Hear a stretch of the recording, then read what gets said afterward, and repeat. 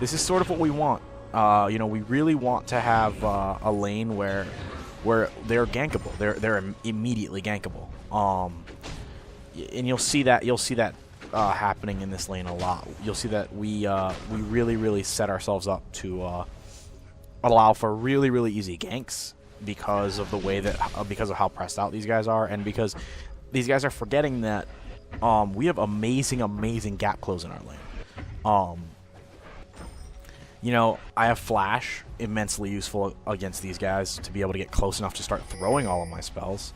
The other thing is we have a Jax who can easily jump to people, and then an Amumu who, you know, has the Banish Toss for the gap close. It's a very handy setup. Here you see our Jax get lit by the Malzahar. One thing to note about our side of the lane, which I also don't necessarily think is very strong, but beautiful first blood up top, pretty much just straight up exactly what you can expect out of that kind of combination. To be completely honest, I really think when you do 5-mana range teams like this, you're expected to come with a team that's pretty good, and the opposing team should basically be also pretty decent. Unfortunately, you know, they really aren't. So one of the things about Lee Sin that I'll bring up about why he doesn't really work in this lane,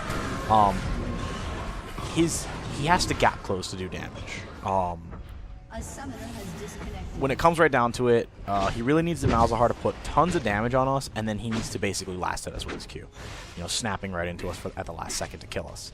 Problem is, the silence play, in addition to the fact that if he tries to jump in on one of us, it's not really a suppression move.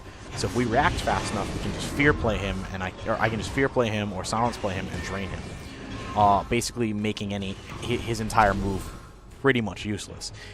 Technically, you know, he has the opportunity to Q play and then dragon, you know, ult me away, but that's not going to be enough. And here you see him throwing his Malefic, Malzahar's Malefic Visions on me, which doesn't really do anything against me, because, you know, we're both casters, so we're both going to have, you know, we have okay starting magic resist, but the big thing is that we don't really have.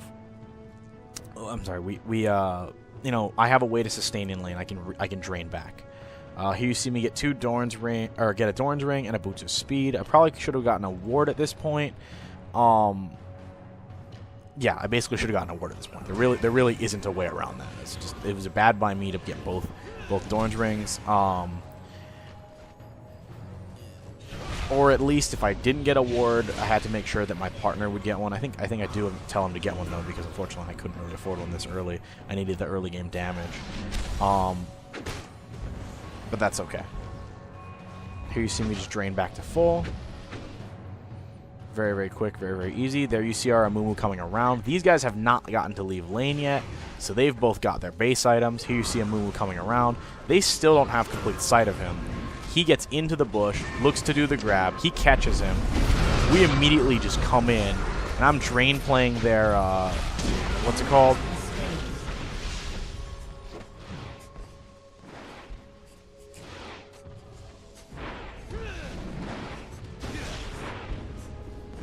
There you see me kind of looking. I kite played. I come back in. I kind of scare him a little bit. There you see our Mumu jumping in. Not really sure why he did that, to be completely honest. He probably could have done with kind of looking to drain somebody here. But you know what happens. Sometimes you don't get the drain play when you really need it. Okay.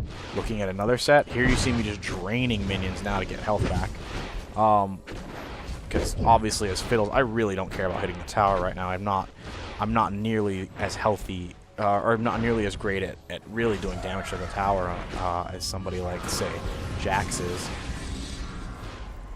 There you see the Malzahar throw all of his stuff. To be honest, he probably should have ulted, and he obviously should have ulted me, and thrown all his stuff on me and not on the Jax. in that particular fight, only because Jack's having his ult. He could have popped it for the magic resist if he really wanted to stay. If he managed to get all that stuff off before the ult by Malzahar, it really wouldn't have made a difference.